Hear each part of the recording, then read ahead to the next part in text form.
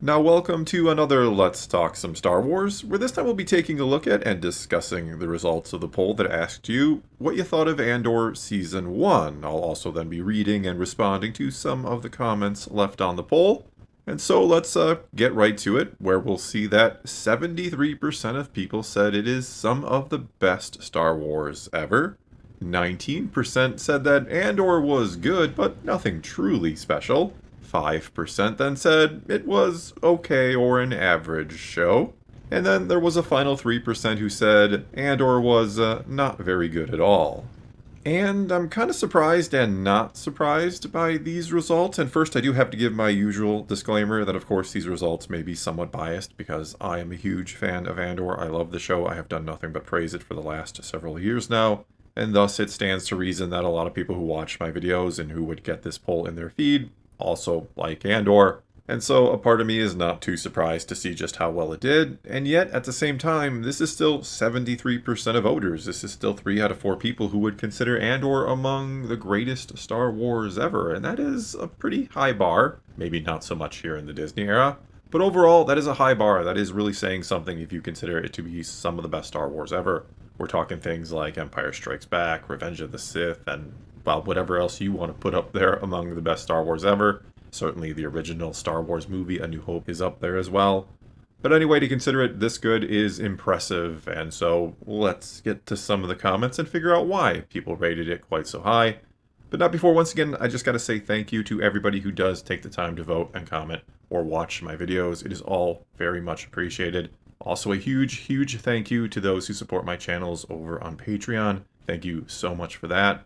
And now we kick it off, as we always do, with the top-rated comment left on the poll, which this time it came to us from Pineapple Paper Crafts, who said, "It was such a change of pace compared to what we have been getting. It's refreshing to have a show that doesn't pander the way The Mandalorian started to, or Kenobi. Also, the acting and writing of Andor is beyond top-notch. So that really helps push it up to the top of my enjoyment list." And I think you hit on one of the reasons this show worked so well, why it felt so different and refreshing, as you said, and that is because it didn't pander. It didn't try very hard to be Star Wars, which is maybe one of the reasons why some people don't like it, and that's fair. It doesn't have lightsabers. It doesn't go out of its way to throw in cameos and little Easter eggs in every nook and cranny of the show. It just tried to be its own thing, while also, of course, using aspects of the Star Wars galaxy that made sense, or characters like Mon Mothma. It somehow made itself a part of Star Wars, again using some of the characters and iconography or places we're familiar with, like Coruscant, but of course that made sense. And yet it could be taken out of Star Wars and work on its own. It didn't rely on you liking a character like Obi-Wan Kenobi and then kind of using that or taking that for granted like I felt that show did. I felt like the writing in Kenobi was just weak because, of course, people are going to watch it anyway. And thus I felt like the writing was lazy and lacking and just leaned too heavily into things we already knew about Star Wars to sell it.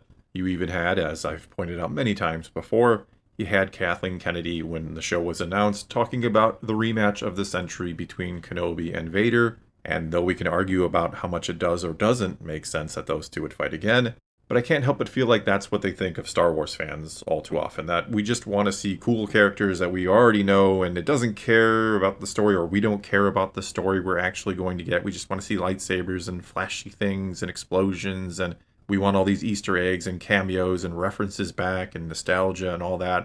And though again, Andor uses some of that, it doesn't use it in the same way a show like Kenobi did. It all made sense. It stood on its own. And again, it was a refreshing change of pace compared to other things we've been getting lately. Okay, and moving along now, we have a comment here from Bowen Horn, who said, "Some of the best written Star Wars we've gotten, easily the best of the Disney era.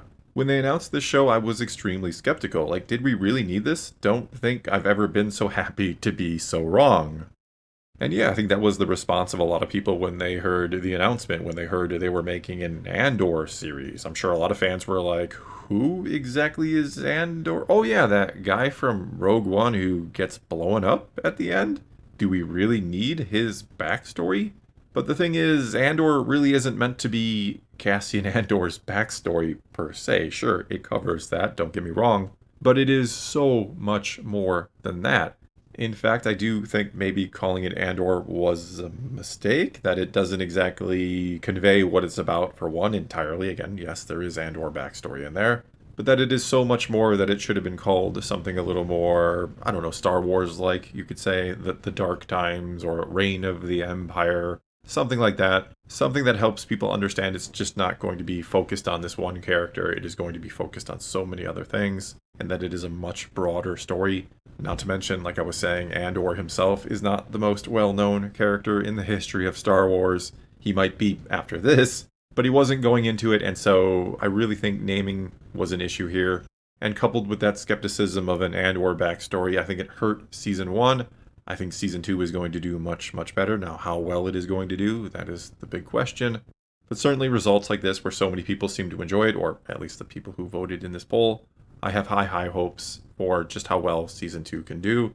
And then we'll see what Disney and Lucasfilm do with that successful show. How do they follow it up? Do we get more like Andor in the future and less like Kenobi? Okay, and now we move on to this comment from Butcher Pete, who said, Andor was a perfect political thriller setting up the desperate actions and plots of the rebellion against the Empire. It's peak political intrigue set in the universe where there are space wizards and lightsabers. And I think one of the reasons why Andor does feel refreshing, and again, it could be a reason why some people don't like it, which is fine, but in a way it is refreshing to see how the galaxy functions, or how the people of the galaxy have to survive without space wizards with lightsabers. We get to see the average person and how they go about their life in the Star Wars galaxy under the reign or regime of the Empire. We get to feel that oppression from the ground up. And not only that, but we actually get to see the Empire a little bit from the ground up, don't we? We get to see Cyril Karn, who technically is not in the Empire, but he is a part of a security force that is operating under the jurisdiction of the Empire, essentially. Furthermore, we also see Deidre, a lieutenant in the Empire, who is trying to work her way up the ladder, and how difficult that is considering how many other people want to work their way up that very same ladder. And so we see the ground level of the Empire too, which is unique because we generally don't see that. We usually get the perspective of Darth Vader, which, yeah, love it, don't get me wrong, but it's unique to see different aspects or different perspectives of the Star Wars galaxy, and it's refreshing and it's done well, and it just works in my opinion. It is nice to see not the top-down view, but again, the bottom-up view of the Star Wars galaxy. Alright, and next up here, and we're not just going to do all positive comments, but we have a comment here from Jeff Hallam, who said, I found it plotting and boring, but not worse than the last sequels. And that is completely fine if you feel that way. I have no ill will towards you if you didn't like something I did. We all have different preferences and tastes, and that's just how life works. And I'll even admit that the first time I watched the first arc, or the first 3 episodes, that I also found them a bit kind of slow. I don't know about plotting and boring, but I did find it a little slow-paced, and I thought, well, I don't know about this show. I don't think this was bad. I don't think it's great. However, upon rewatching those first 3 episodes, after having seen the whole season now, obviously, but upon rewatch, I was amazed at how much better they were, because I could see things I had missed that first time around. Things that I thought were kind of irrelevant or pointless, or why are we spending time on this, became very important later on. And I'm not saying you should have to watch something twice to truly appreciate it, but yes, sometimes watching something more than once gives you a new level of appreciation of something, and I'm not suggesting you do that and you're going to find it better the second time around. That's not what I'm saying. I'm simply saying that sometimes when you watch something the first time, especially if you're not maybe super excited for it, like I was saying before, I think a lot of people heard Andor and were like, okay, why are we doing Andor? And though I was excited for Andor because, yeah, I thought it had potential, and I'm always excited for Star Wars, and I thought the trailers were pretty interesting, but I don't know that I was super excited for it. I thought, well, hopefully it's good, and I think especially after how other Star Wars shows had gone, where they weren't really as deep as all of that, and they were very surface level, I don't know that I was expecting Andor to be Andor, if that makes sense. I don't know that I watched it with a keen enough eye to pick up on some of these things that, yes, are pretty easy to miss the first time around, but they are there, and if you are paying close enough attention, you can maybe see the trajectory a bit better, you can see where things are going, and again, I'll admit, I don't know that I watched it that way. I just got done watching things like Kenobi, so you can forgive me, I hope.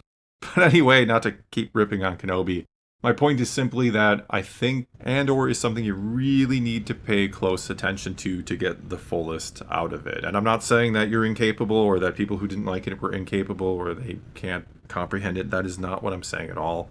Because again, the first time I watched it, I missed a lot. And I'm sure a lot of people, the first time they watched it, they missed a lot. But it is something upon rewatching or further review you appreciate more and more, that you see all the intricacies and the nuance that was put into the story, and it just gets better and better. But yeah, I can understand, especially after maybe the first 3 episodes, or I don't know how much you watched, if you watched the whole thing, but I can understand finding it plotting and boring, especially if you didn't really have any expectations for it and you really didn't try to get into it, or maybe it's just not your thing, which is also fine. Okay, and hopefully didn't offend anybody with that last one. I'm really not trying to. Again, we can all enjoy what we enjoy. And speaking of people who tend to enjoy Jedi and Sith stuff, we move on to this one from Lord Mango, who said, as a huge fan of anything that has to do with Jedi and Sith, even I have to admit that this is one of the most well-written pieces of Star Wars media ever. Not everything Star Wars has to have lightsabers in it. The themes of the show encapsulate really well the themes present in the films, all while providing a really grounded take on what made the Empire strong and oppressive. And I couldn't agree more. And I am someone who loves Jedi and Sith stuff, who loves the Force and the philosophy behind it all. I have made countless videos going into how the Force works, what balance is, and how the Jedi should be. All that stuff I find absolutely fascinating. But I don't find it fascinating just because it is lightsabers and Jedi and Sith. I find it fascinating because there is substance there. Not saying I don't love a good lightsaber fight or a good space battle, that I can't feast upon a good visual and just enjoy it for what it is. But it's all about substance, and that is one of the reasons I love Andor. It has so much substance, and it does a great job of making you feel the oppression of the Empire. Alright, and one final quick comment here, and it comes to us from TF Eric, who said, a Star Wars show about a character most people could not remember the name of, but it worked. It didn't have the highest expectations, but really delivered, while Obi-Wan and Boba fan favorites got shafted. They just tried to make a great show, nothing more, nothing less. And I really do think that was one of the keys to its success. It didn't try to be a great Star Wars show necessarily. It tried to be a great show that fit into Star Wars. It's a show that anybody can watch and understand. And yet, if you're a Star Wars fan, I think there is a deeper appreciation there because, again, I think it fits in so well with the themes of Star Wars. I think it is a perfect addition to the Star Wars galaxy, even if it doesn't have the lightsabers and all that stuff, even if it's not about the Jedi. It touches on the core of Star Wars better than those shows like Book of Boba Fett and Obi-Wan did. And no, not everything has to be about the core of Star Wars. I think the Boba Fett show could have just been Boba Fett going around kicking some ass, as I've said before, and that would have been just fine.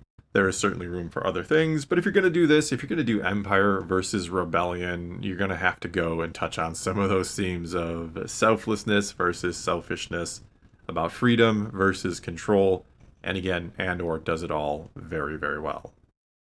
Alright, I think that is going to be all I got for you this time. Now it is your turn to take to the comments below and tell me what you think about anything and everything I had to say here, or give your own responses to some of these questions, or tell me what you thought of the first season of Andor. Is it some of the best Star Wars ever, or is it just not very good? Whatever the case may be, leave your comments below. Let's talk some Star Wars, and until next time, thanks for watching.